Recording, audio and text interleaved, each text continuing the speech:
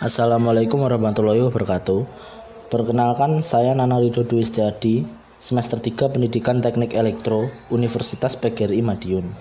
Di sini saya akan mempresentasikan tentang hukum Kirchhoff 1 dan 2. Perlu kalian ketahui, penemu hukum Kirchhoff yaitu Gustav Robert Kirchhoff, fisikiawan asal Jerman, kelahiran 12 Maret 1824.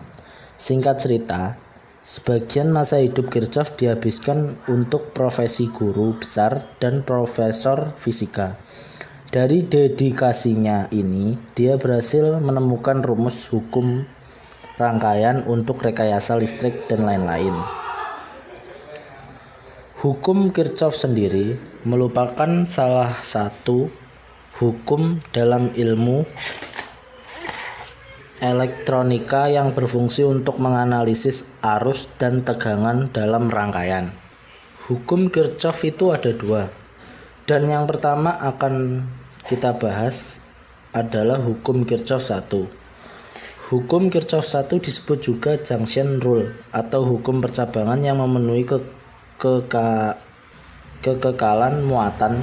Biasanya juga digunakan dalam rangkaian yang multisimpal dan memiliki beberapa titik percabangan.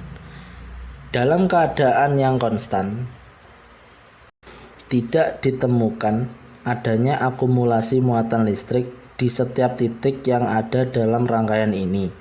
Sejalan dengan hukum Kirchhoff 1 yang mengatakan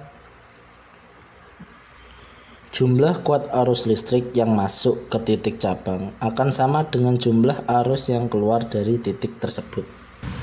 Dalam gambar di slide atas, arus yang masuk jumlahnya sama dengan arus yang keluar. Jadi singkatnya hukum Kirchhoff membahas tentang arus di sebuah percabangan yang ada dalam suatu rangkaian tertutup. Landasan dari bunyi hukum ini diambil dari hukum kekekalan muatan yang memiliki bunyi muatan di titik A akan sama dengan muatan yang ada di titik B. Namun dengan catatan, tidak ada gaya luar yang bekerja dalam rangkaian ini.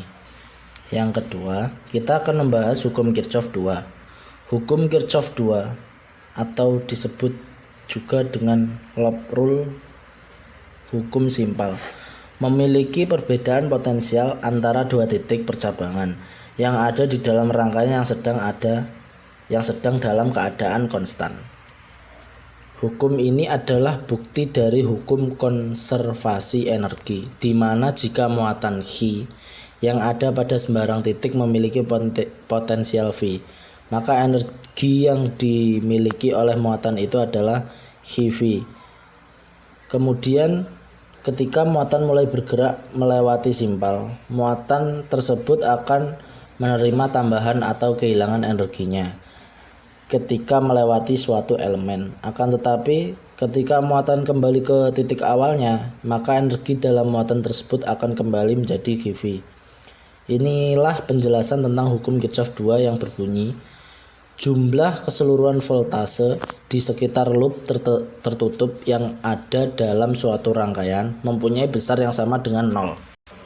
Biasanya hukum Kirchhoff membahas loop dalam sebuah rangkaian listrik seperti pada gambar di bawah ini. Tujuannya mengukur berapa beda potensial tegangan di suatu rangkaian yang tidak bercabang.